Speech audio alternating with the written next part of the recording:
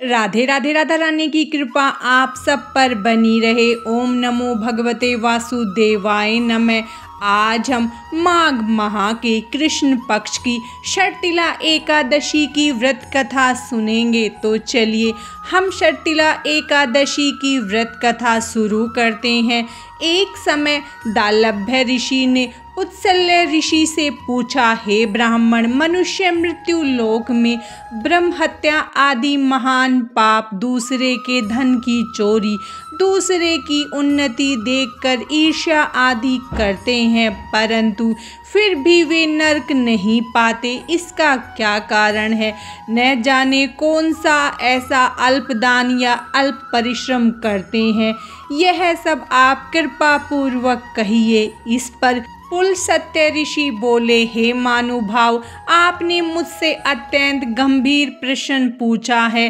इसको ब्रह्मा, विष्णु, इंद्र आदि भी नहीं जानते, परंतु मैं आपको यह गुप्त तत्व अवश्य ही बताता हूँ। माघ माह के आने पर मनुष्य को स्नान आदि से शुद्ध रहना चाहिए और इंद्रियों को वश में करके तथा काम, क्रोध, लोभ, ईर्ष्या, मोह, अभिमान आदि का त्याग कर भगवान का स्मरण करना चाहिए। हाथ पैर धोकर पुष्य नक्षत्र में गोबर, कपास, तिल मिलाकर कंडे बनाने चाहिए। वह इन कंडों से 108 बार हवन करे और यदि इस दिन मूल नक्षत्र और द्वादशी हो तो नियम से रहे।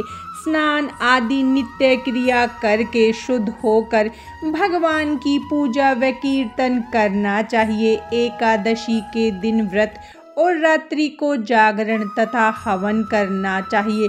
दूसरे दिन धूप दीप नैवेद्य से भगवान की पूजा कर खिचड़ी का भोग लगाना चाहिए। इस दिन कृष्ण भगवान का पूजन करना चाहिए। पेठा, नारियल, सीताफल या सुपारी सहित अर्घ्य देना चाहिए और स्तुति करनी चाहिए। हे भगवान, आप अशरणों को शरण देने वाले हैं। आप संसार में डूबे हुओं का उद्धार कीजिए। हे पुंडरीकाक्ष, हे कमल नेत्रधारी, हे विष्णु भगवान, हे जगत गुरु, आप लक्ष्मी जी सहित मेरे इस तुच्छ अर्घ्य को स्वीकार करो। इसके पश्चात ब्राह्मण को जल भरा कुंभ प्रदान करना चाहिए। ब्राह्मण को श्यामा गाय और तिल पात्र भी देना अच्छा है। तिल स्नान और भोजन में श्रेष्ठ है, अतः मनुष्यों को तिल दान भी करना चाहिए। इस प्रकार जो मनुष्य जितने तिल का दान करता है वह उतने ही वर्ष स्वर्ग में निवास करता है। इस एकादशी पर 6 प्रकार से तिलों का उपयोग करना चाहिए। तिल का स्नान, तिल का उपटन, तिल का हवन, तिलोदक, तिल का भोजन, तिल का दान। इसीलिए यह शर्तिला एकादशी कहलाती है। इससे अनेक प्रकार के पाप नष्ट हो जाते हैं। महाराज युधिष्ठिर बोले, हे भगवान, आपको नमस्कार है। इस शर्तिला एकादशी का क्या पुण्य है और क्या कथा है, सो कहिए। भगवान श्री कृष्ण बोले, हे युधिष्ठिर, मैं तुमसे आंखों देखी सत्य घटना कहता हूँ। प्राचीन काल में मृत्यु लोक की सत्य घटना बताता हूँ। प्राचीन काल में मृत्यु लोक में एक ब्राह्मणी थी। वह सदैव व्रत किया करती थी। एक समय वह एक महाव्रत करती रही। इससे उसका शरीर अत्यंत दुर्बल हो गया था, परंतु उसने कभी भी देवताओं तथा ब्राह्मणों को धन तथा अन्न दान नहीं किया। इस प्रकार मैंने सोचा कि इस ब्राह्मणी ने व्रत आदि से अपना शरीर शुद्ध कर लिया है और इसको वैष्णव लोक भी मिल जाएगा, परंतु इसने कभी भी अन्न दान नहीं किया। इससे इसकी तृप्ति होना कठिन है। ऐसा सोचकर मैं मृत्यु लोक में गया और ब्राह्मणी से अन्न मांगा।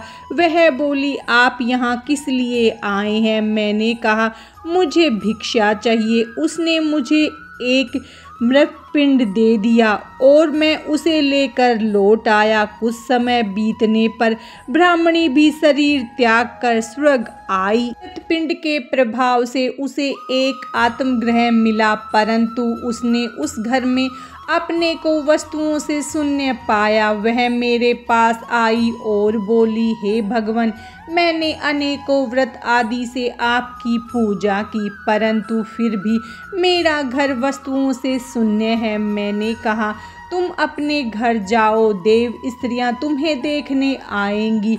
जब तुम उनसे षटतिला एकादशी का पुण्य और विधि सुन लो, तभी द्वार खोलना। भगवान के वचन सुनकर वह अपने घर को गई और जब देव स्त्रियां आकर द्वार खुलवाने लगी, तब ब्राह्मणी बोली कि यदि आप मुझे देखने आई हैं तो षटतिला एकादशी का महत्म कहिए। उनमें से एक देव स्त्री बोली, सुनो, मैं कहती हूँ। जब उसने षटतिला एकादशी का महत्म सुना दिया, तब उसने द्वार खोला। देव स्त्रियों ने उसको सब स्त्रियों से अलग पाया। ब्राह्मणी ने भी देव स्त्रियों के कहे अनुसार षटतिला का व्रत किया और उसके प्रभाव से उसका घर धन धान्य से परिपूर्ण हो गया। अतः मनुष्यों को षटतिला एकादशी का व्रत करना चाहिए। इससे मनुष्यों को जन्म जन्म में आरोग्यता प्राप्त होती है और दरिद्रता नष्ट हो जाती है। इस व्रत से मनुष्य के समस्त पाप नष्ट हो जाते हैं। कथा सार, इस व्रत से जहाँ हमें शारीरिक शुद्धि और आरोग्यता प्राप्त होती है, वहीं अन्न, तिल आदि का दान करने से धन धान्य में वृद्धि होती है। इससे यह भी ज्ञात होता है कि प्राणी जो और जैसा दान करता है, शरीर त्यागने के बाद उसे वैसा ही फल प्राप्त होता है। धार्मिक कृत्यों के साथ साथ हमें दान आदि अवश्य करना चाहिए। शास्त्रों में वर्णन है कि बिना दान आदि के कोई भी धार्मिक कार्य संपन्न नहीं माना जाता है। षटतिला एकादशी की व्रत कथा समाप्तम। तिला एकादशी की दूसरी कथा। प्राचीन काल में वाराणसी में एक गरीब अहीर रहता था। दीनता से काहिल वह बेचारा कभी कभी भूखा ही बच्चों सहित आकाश के तारे गिनता रहता। उसकी जिंदगी बसर करने का सहारा केवल जंगल की लकड़ी ही थी। वह भी जब वह बिकती तो फाके मार कर रह जाता। एक दिन वह अहीर किसी साहूकार के घर लकड़ी पहुंचाने गया। वहां जाकर देखता है कि किसी उत्सव की तैयारी की जा रही है। जानने की इच्छा वाला वह साहूकार से पूछ बैठा, बाबूजी, यह किस चीज़ की तैयारी हो रही है? तब सेठ जी बोले, यह षटतिला व्रत की तैयारी की जा रही है। इससे घोर पाप, रोग, हत्या आदि भवबंधनों से छुटकारा तथा धन, पुत्र आदि की प्राप्ति होती है।